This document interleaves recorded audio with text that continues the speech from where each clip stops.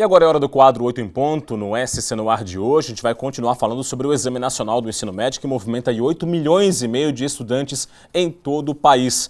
Para falar mais sobre esse assunto, eu converso agora com o professor Rafael Sadosky, nosso convidado de hoje aqui no 8 em ponto. Tudo bem, professor? Tudo bem, seja bem-vindo. Muito obrigado. Primeiramente, o aluno tem que se afastar dessas polêmicas todas, envolvendo aí remarcação, ocupação de escolas, enfim, se concentrar na prova, é isso? Essa é a hora dele se concentrar no processo seletivo que ele está almejando lá no final do ano, e mesmo que a escola dele esteja ocupada, ele sabe que tem uma data próxima para fazer, então ele pode contar com isso e continuar se preparando. Os nossos alunos aqui em Santa Catarina não vão passar por esse problema, então eles têm que ter foco total nesse final de semana.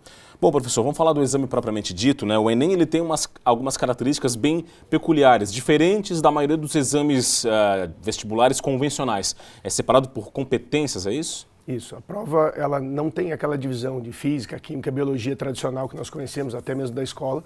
Ela é agrupada por áreas de conhecimento e por habilidades e competências. Então, por exemplo, tem uma prova de ciências da natureza, uma prova de ciências humanas, que vão agrupar conteúdos de física, química e matemática.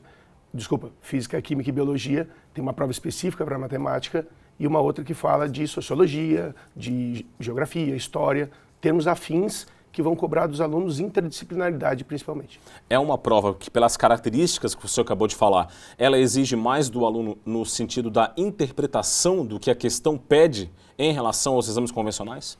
Exato, ela tem essa grande diferença que o aluno vai sentir em relação a provas tradicionais que ele está acostumado. Então o Enem vai buscar dele interpretação, vai buscar o entendimento de uma proposta diferente, então o aluno não vai se deparar com uma questão que ele já fez anteriormente. Ele vai ter que descobrir muitas vezes na hora qual o padrão de raciocínio que o examinador propôs para poder então chegar a alguma conclusão. Professor, nessa hora, a gente está aí em véspera de exame, né? O exame acontece nesse sábado e nesse domingo para todos esses alunos. E para os demais que não vão poder fazer nessa época, vai ser então lá em dezembro. O que é recomendado para o estudante? Ele deve continuar ali debruçado nos livros, estudando ainda os cadernos, apostilas, enfim? Ou nesse momento é mais uma hora de relaxar, porque se você for para cima dos cadernos não vai acrescentar muito? Olha, Rodrigo, até pela característica da prova, de ser baseado no raciocínio e na interpretação, ele não tem muito o que ganhar agora nessa véspera, nessas últimas 24 horas. É muito mais interessante que ele esteja descansado, com raciocínio livre para poder fazer todas as interpretações, do que querer agora saber algum conteúdo específico, porque não é isso que ele vai encontrar nesse final de semana. Bom, e os pais, nessa hora, podem e devem, né, ser apoiadores incondicionais do estudante, do aluno que vai prestar o Enem. De que forma fazer isso para garantir que ele esteja afiado, vamos dizer assim, para amanhã e domingo? Isso é importante, porque não é só a competência técnica que vai ajudar ele no final de semana. Então, essa característica emocional é bem importante.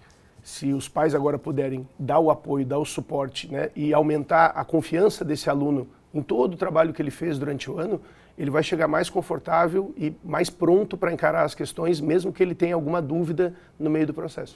O Enem, pela sua característica, né, que a gente acabou de falar também, ele forçou de uma certa maneira as escolas a mudarem a adaptarem essa metodologia de ensino ao longo do ano, dos conteúdos, enfim, pensando também nas características do Enem para desenvolver um aluno com um raciocínio mais crítico, mais nem tanto centrado mais na decoração, na decoreba, como você costuma falar? Sim.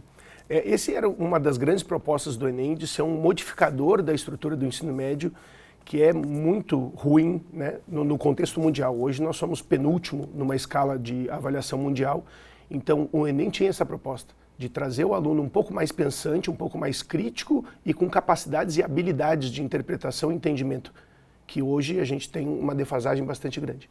Para a gente fechar, professor, na sua área, que é a área da física, né, que integra as ciências da natureza, né, o que é que o estudante hoje tem que estar mais ligado? O que é que o senhor acredita que seja mais interessante ele ter em mente para a prova do fim de semana?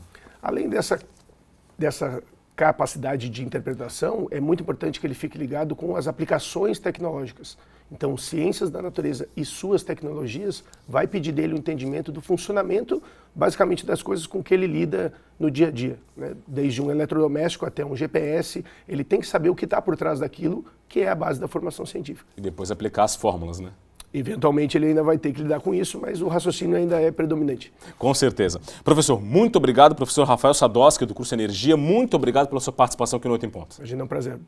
Legal, falamos então um pouquinho sobre o Enem, lembrando, né, que o Enem acontece amanhã e domingo, e amanhã serão 90 questões, 4 horas e meia de prova, a bateria forte de prova para o estudante, né? E no domingo, mais 90 questões e mais a redação ainda, ou seja, quase mais de 5 horas de prova no domingo, uma bateria forte para qualificar os alunos para uma vaga no ensino superior em 2017. O SC no Ar segue com muitas outras informações, só para você.